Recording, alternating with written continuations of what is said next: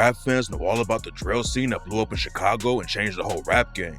New York drill started popping off too, but most people have no idea about the crazy rise of Philly drill. It's one of the wildest cities in the industry, and today we're breaking down the crazy true stories and beefs behind the music. Philadelphia has always been a violent city, but for the last few years, the streets have gotten even more deadly. There were rappers like A.R.Ab and Beanie Sigel who rapped back in the day, but the drill wave all started because of one murder back in 2017. It's tough to say who really made the first drill track in Philly, but the dude who most people think kicked off the wave is a rapper from the north side named Sai Pop. One of Pop's best friends was a teenager named Sadi. Back in the day, Pop wasn't even trying to become a rapper, but Sadi was already making music while they were in high school and wanted to take a shot at the rap industry. Sadi grew up listening to Meek Mill and wanted to make it out of the streets through rap, but then something went down that changed the whole city. Poundside Pop, Sadi, and their homies had issues with a crew called Uptown. Philly isn't really known for gangbanging like Chicago and LA. It's usually just a few blocks that have beef with each other instead of big gangs that are spread out everywhere. But just cause you don't really gangbang doesn't mean the streets aren't as hot. Hood Tally is also one of the dudes who jumped into the Philly drill wave early, and he was affiliated with a crew called Uptown. We'll get to all the brutal violence that went down in the drill scene in a minute, but first you gotta know how it all started. According to sources in the city, Poundside Pop and Sadi were at a basketball game with their homies when they ran into Hood Tally and some other guys from Uptown. Tally allegedly dissed one of Sadi's homies, and then a huge fight broke out between their crews. Sadi really wanted to make it in the rap game, and his mom even bought him studio time to keep him out of the streets. But unfortunately, he didn't get the chance to leave the street life behind him. It's not clear exactly what happened after the fight at the basketball game, but Sadi ended up getting booked in the juvie. Hood Tally's homie Cha Glizzy was locked up in the same place, and rumors say Cha and Sadi were throwing hands while they were both locked up. Sadi came home and was going even harder in the booth though. He dropped a mixtape and was picking up some buzz in the city. But then just a few months later, Sadi was killed and it kicked off the drill scene and sparked a massive wave of violence. In February 2017, Sadi was chilling at home when someone ran up on his porch and started letting off shots into his crib, and tragically, he died. According to rumors, Cha Glizzy drove the shooter to Sadi's house, but nobody was ever booked for pulling the trigger. Sadi's homie Poundside Pop never wanted to be a rapper, but before Sadi died, he convinced Pop to jump in the booth and record a couple hooks for him. Then when Sadi was killed, Pop started taking rap seriously and dropped the first drill track in the city that really popped off. Pop's track OSS came out just a few months after Sadi died and got his name buzzing off the jump. Pop didn't call out any of his ops by name, but he let everyone know he was going to be sliding for Sadi when he rapped. They took my mans, so you know that I'm forever hunting. Load them choppers now, I'm plotting on whoever wanted. Fuck these coppers, about my brother, I do 100. Forever always on my shit, cause that's all you wanted. Poundside Pop was the first dude to start catching traction on Philly drill since the OGs. But a dude named Bri Greer started getting a lot of buzz that same year. Bri Greer's from the northeast area of Philly. It's not as wild as some of the other areas of the city, but the streets are still active. And on the track Fear None, Bri Greer raps, strap on, gat on, nighttime, war zone, channel 6, shots fired. Like what is this coming to? You gotta just move how you move, and watch your own back when you groove. I'm talking about early in the morning. For the niggas that plot and get on you, they start fishing and now you a goner. Bri Greer got off to a hot start, but he fell off fast. One thing that hurt his rep in Philly was that some people thought he wasn't really about that life and was capping in his raps. Then his brother was tragically murdered and Bri Greer slowed down even more. Then a few years later, news broke that Bri Greer had been shot. Rumors are flying that he was killed, but luckily that wasn't true and he made it out of the situation alive. His career never really went anywhere though, and now he's facing some new charges that he caught in 2024. The next dude in Philly who started putting the drill scene on the map was a rapper named Leaf Ward. Leaf Ward came up on the west side and didn't really want to be in the streets. He hopped off the porch and got into a lot of trouble when he was young, but Leaf actually made it to college and wanted to become a veterinarian. Leaf Ward went to college outside of the city, but there were still a lot of Philly dudes there. Leaf said he had real beef and couldn't focus on school, so he dropped out and went back to Philly. He had been rapping his whole life, but around 2018, he decided to really take it serious and popped off with the track They Forgot. That same year, Leaf Ward caught a charge and couldn't afford to pay the bail, but P&B Rock stepped in and bonded Leaf out even though they didn't know each other. P&B Rock wasn't a drill rapper, but he was one of the biggest artists to make it out of Philly next to Meek Mill. Leaf Ward linked up with P&B and started making music, but Leaf still had a lot of drama in the streets and almost got killed in broad daylight. Leaf was driving down the street when another car blocked him in. A shooter hopped out and started letting off shots, and Leaf reversed back into a parking spot near a house while the bullets were flying. One of the shots hit Leaf's hand, but if his hand wasn't in front of his face when the bullet hit him, it would have gone straight into his head and killed him. Luckily, he made it out alive, and on the track Young Nigga, Lee Ford dissed whoever shot him, rapping, "Ops threw 14 shots, only hit me once in my hand. Them niggas was missing. They know they fucked up, they supposed to walk me down. They didn't, cause niggas was bitching." Lee Ford got a lot of eyes on the Philly drill scene, and in 2019, more dudes from all over the city started hopping on the wave too. D4M is a crew on the west side of Philly, and in 2019, two rappers from there named Sloan and Skiano started popping off. Then their homie Sim Santana blew up off the track Flexin' and Flashin' that same year. At first, he was just like a hype man for Sloan and Skiano, but then Sim Santana started dropping his own music and got a lot of buzz in the city. All three of them were doing solid numbers and were tight with two other dudes named Lil Bucks and One Mirror. Lil Bucks and One Mirror picked up a lot of momentum in 2019 with the track We Spinnin', and they got even more shine after they linked up in the booth with Sloan and Skiano for the track Come Outside. Lil Bucks couldn't keep the momentum up though, cause he ended up getting booked just a few months later and had to sit behind bars for a while. Sloan and Skiano were really tight and basically did everything together. They wanted to make it out of the trenches and into the rap game, and in 2019, it looked like they could really do it.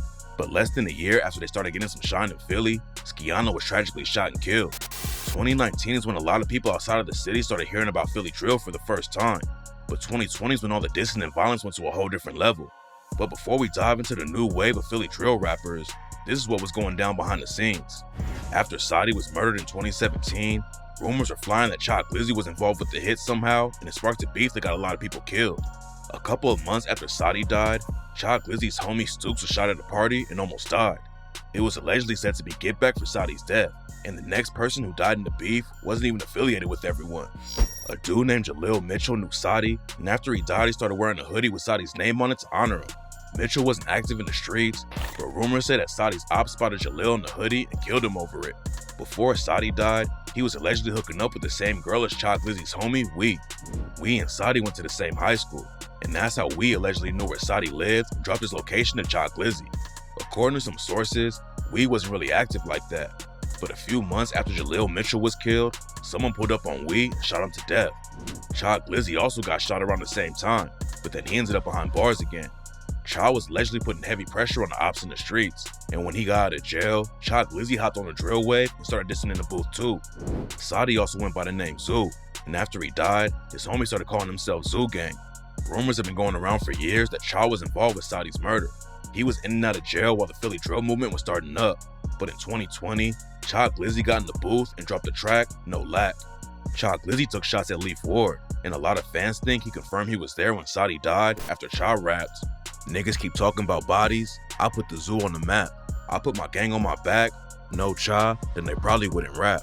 Next score, then we up, get him back. So you know we not tripping, get him back. He got shot in his hand. If I was a part of the plan, nigga wasn't making it back.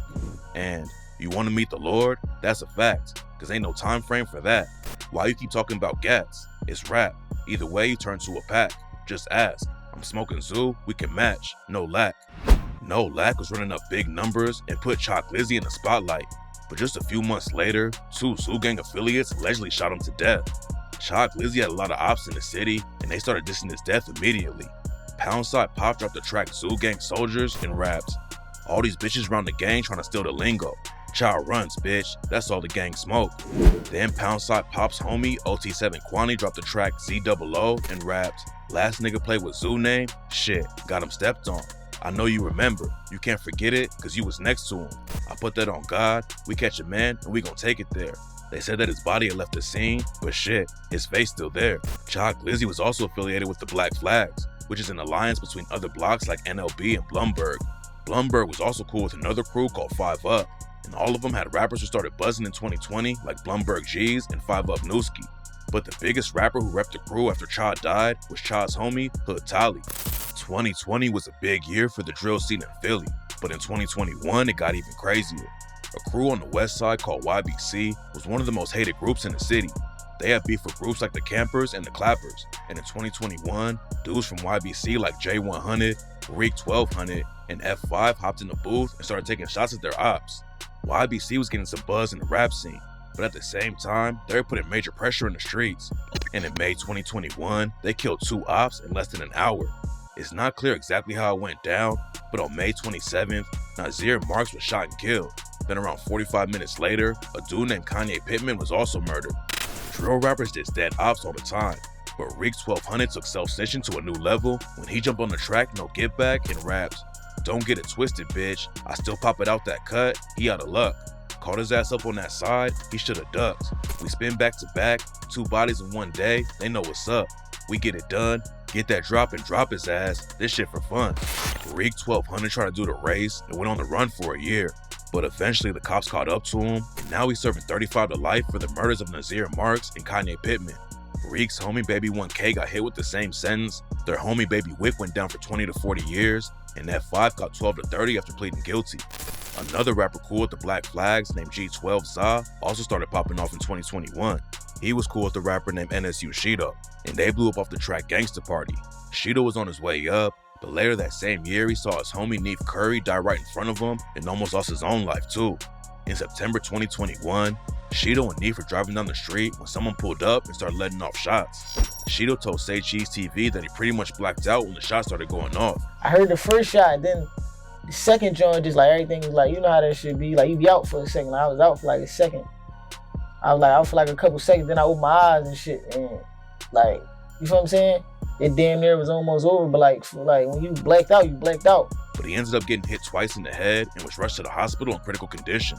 When Shido tried to roll out of the whip, he couldn't even move the right side of his body. I fell out the car or whatever because I used my left hand because the whole right side was on some like dumb shit. But in my mind, I'm thinking like, when I was trying to get up and I couldn't, it wasn't working, I'm thinking like, oh, I'm dying. You feel what I'm saying? I'm dying, like my body's shutting down. That's what I'm thinking. And that's why rumors started flying that he died or was in a coma. Luckily, he made it out of the situation alive and got right back in the booth. But in 2023, the ops caught up to him again, and Shido barely survived the second shooting. Poundside Pop's ops affiliated with the Black Flags were getting a lot of shine in the drill scene.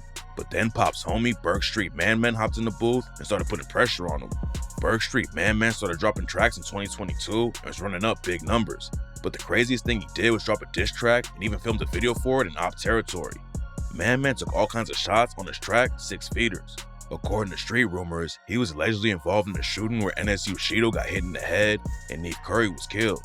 And on the track, Man Man rapped, "Shido caught a headshot, Dolphin tell me what it's like. Is you stupid? Tusi told you about stopping at them lights. Why these niggas trying to act hard? Like Drizzy wasn't slumped all in that backyard." Then he took another shot at Shido and Neef Curry with the bar, "Shido dropped back from the dead, they got zombies trying to rap, caught Neef Curry in that car that's parked and hit his back." The track and video got Berg Street Man Man a lot of buzz in the city, but it also put a massive target on his back. It was one of the most disrespectful tracks in Philly, and just 3 days after it dropped, the ops caught Man Man and shot him to death. The dissonant Philly drill was getting crazier and crazier. Then a dude from YBC took it to another level. YBC Doe hopped in the booth and started taking shots at everyone. He did so many people that he started calling himself Mr. Disrespectful. Like on the track So Many Names, where he raps, "It's Mr. Disrespectful. We dropped so many shells on the 9, that shit the gun range. I can't wait to catch Quasi. He keeps saying bro name. I'm smoking fro right now. He caught that switchy to the brain." And on the track This the Dead, YBC Doe did Shido and his homie Neef Curry when he raps, "Sitting there, rolling up the dead ops. How the fuck that boy still alive? He caught a headshot. They told me don't diss the dead. I'm like, I can't stop." 2022 was another big year for Philly drill, but it's also the same year that the city lost one of its biggest stars. P&B Rock came up in the trenches of Philly and became a star in the rap game. He wasn't a drill rapper, but P&B is one of the most notorious crews in the city, and most of P&B Rock's fans had no idea about their war with another clique called Westside Mafia. P&B Rock grew up in the Germantown area of Philly, one of the worst hoods in the city. His crew started calling themselves P&B in honor of Pistorius and Bainton, the block in Germantown where they all used to hang out. P&B was in and out of jail from a young age after his dad was murdered when he was only 3 years old. At 13, P&B was sent to juvie for fighting and robbing. Then at 19, he was arrested for drug possession and other crimes and got sentenced to 33 months. P&B Rock was always passionate about music and realized that if he didn't find a way out of the streets, he might end up behind bars for good. So he started writing raps while he was locked up, and when he got out, he released the songs on a mixtape called Real Nigga Bangers.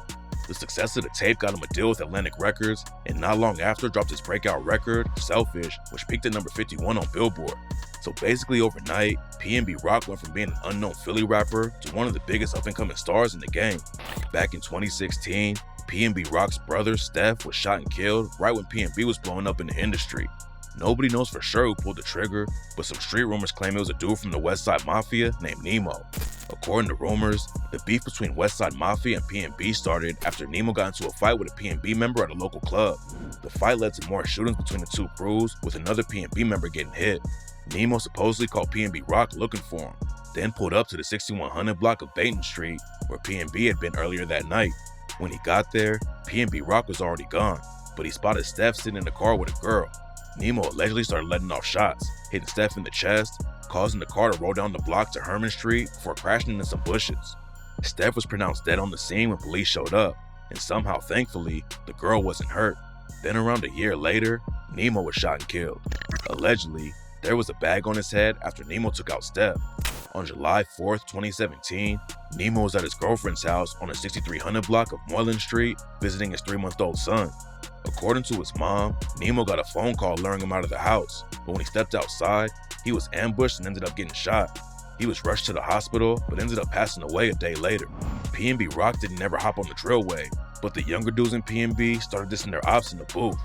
Hop Out Blick reps P&B and another crew called The Tortures, and he dissed Nemo on tracks like Where You Been when he rapped, "We don't shoot from cars, you know we jumping out on feet, and we flame their whole car cause they was trying to jump out that Jeep. Ain't no lacking on this block, Lil Saw in every car he see. Ain't no capping in my rhymes, bro, I be in them cars for weeks. I'm trying to do a nigga like Nemo got, send some to the sea." And on the track So Many Names, he raps, "Nemo caught a face shot, Ski Lack caught a headshot. He was trolling on that gram, and that shit got his man shot." The beef between P&B and Westside Mafia kept heating up after Nemo died. And in 2017, the Westside Mafia allegedly killed an innocent teenager named Jai who was chilling on the block in P&B territory. P&B Rock shouted Jai and his brother Steph out on the track Lost You to the Game and raps, "I'm on now, but I'm missing my game. Steph ain't even get to see when I cop that new Mulsanne. And Shizzy ain't get to see the jet, we in all these private planes. Rest in peace, my young nigga Jai. Got killed, he was only 16. Ops took an innocent soul, man. He wasn't even in the game." Then in 2019, P&B Shizzy and his homie Dante Smith were both shot and killed. P&B allegedly clapped back just a few months later though, and took out a Westside Mafia affiliate named Sturdy. And in 2020, P&B allegedly took out another Westside affiliate named Gunna. P&B Rock was murdered in California a couple years later in 2022, but his death didn't have anything to do with what was going down in Philly. Losing P&B Rock was still tough for P&B as a crew, but Hop Out Blick started putting on for them in the drill scene. He dissed Gunna from Westside Mafia and way more ops on the track So Many Names and raps. Gunna came out that crib eating Doritos, dead eye. Mikey got caught trying to shovel snow, they left him flaming hot. I'm the real Hop Out Blick, they know I hop out, blick a lot. Chase him down, and if he fall, you know you best stand over top. A P&B affiliate named Tino had been shot and killed. And on the day of his funeral, a dude who was allegedly affiliated with the Westside Mafia named Brandon Dixon was shot and killed at a gas station. It's not clear if Brandon Dixon was really active or not, but Hop Out Blick also dissed him on So Many Names and rapped, "This that gas station lack, this that 30 on pump 5. Niggas know the torture steady blitzing shit, this shit for Jai. Real get backers, they ain't even take a week when Tino died." Hop Out Blick was building up a lot of momentum in Philly, but then he self-snitched even harder than Reek 1200 and got wrapped up in a brutal triple murder case. In April 2023, Hop Out Blick and his homies set up a gun sale, but allegedly planned to rob the guys who were gonna buy the strap. It's not clear how everything went down, but when the other dudes showed up, somebody started letting off shots, and 3 people ended up dead. Hop Out Blick did the race for a few months before the cops caught up to him. But what made the situation really crazy is that he basically admitted to everything on an unreleased track. Hop Out Blick dropped a snippet and rapped, "We fried La, now we can't pop no more willies. Them big ass 40 hoes look like he felt a 10 milli. They should have played it smart and just gave up them glizzies. They made a wrong move and then my twin let off his switchy. He took that risk and we shot Leaky in his kidney. This nigga got me teed. Like how you make it to the dock. They can't stop the tease cause we keep torching on they block." Now Hop Out Blick is facing life in prison for the triple murder. Other rappers in the drill scene have been catching heat from the cops too. Back in 2022, a crew that Lil Bucks reps called O to the 4 was hit with a major gang indictment. 5 of their members got locked up, and that's when O to the 4 linked up with 2 other hoods, the Clappers from 56th Street and the Clappers from 7th Street. O to the 4 also went by the name Campers. So the new click up was called CCK, or Campers, Clappers, Clappers. Philly drill put a spotlight on all the violence going on in the city, just like what happened in Chicago back in the day. But Philly's rappers have always been putting in work. The first gangster rap track that ever dropped was from a Philly rapper named Schooly D. All the way back in 1985, he released a song called PSK, which was the name of a Philly crew called Parkside Killers. Back then, rap was just party music, but Schooly D changed the whole game with bars like, got to the place, and who did I see? A sucker ass nigga trying to sound like me. Put my pistol up against his head and said, you sucker ass nigga, I should shoot you dead. Cool C and Steady B were two other Philly rappers who popped off in the 80s. But then in 96, they went down for murdering a cop named Laretha Baird after they tried to rob a bank. Laretha Baird was the first woman police officer to get killed in Philly, and now Steady B is serving a life sentence, and Cool C is waiting for execution on death row. One of the first Philly rappers who really hit the mainstream was Beanie Sigel. Jay-Z signed him to his Rockefeller Records label, and in 2000, Sigel dropped his first album and hit number 5 on the Billboard 200 chart. Sigel blowing up was a big win for Philly, but just a couple years later, he ended up going down for a gun case. And in 2003, he allegedly pulled up to a club and started shooting through the door. Drill rappers are putting the trenches in the spotlight now, but the first dude from the city who really exposed the violence was AR-Ab. AR came up in North Philly and actually tried to convince Sai Pop to hop in the booth back in the day, even before Saudi started dropping music. Ab was actually planning on being a plumber and even got his license for it. But then one of his cousins introduced him to the weed game and Ab started moving weight. Eventually he got into selling crack too and brought a new plug to his hood. And that's what sparked a major beef that had bodies dropping on both sides. Ab caught a murder case around 2005, but after he beat it, he hopped in the booth and started dropping projects. By 2011, AR-Ab was one of the hottest underground rappers in the game and had a real chance of going mainstream. But that same year, the ops caught Ab and shot him 10 times. He survived the shooting, but then Ab started talking all about street business in interviews. In one video, he talks about one of his homies who got shot in the head and then killed someone else in the same night. That's my little big brother right here. He got shot in the head twice. Killed the nigga in the same night. And Ab also said the ops wanted to kill him because I kidnapped niggas, I robbed niggas, I killed. I got a lot of shit I did. I already took 13 shots, nigga. I don't know what it's for, you know why? Cause I kidnapped niggas, I robbed niggas, I killed niggas, I got a lot of shit I did. Then in 2017, Ab allegedly ordered his homie Taz to kill a drug dealer named Robert Johnson. Taz pleaded guilty to the murder and testified against AR-Ab, but the cops also found lyrics in Ab's phone he wrote 4 days after the murder that said, I'll have the whole city scared. Stand near home, I call Taz and tell him, bring that nigga's head to me. After he was convicted, AR-Ab ended up catching a 45-year sentence. It was a big blow to the Philly rap scene, but now drill is taking over and putting the city in the spotlight again. There are a lot of skilled rappers in the new wave, but hopefully they start moving smarter and leave the streets behind so they don't end up like Ab and the other rappers who stayed in the trenches too long and fumbled it all.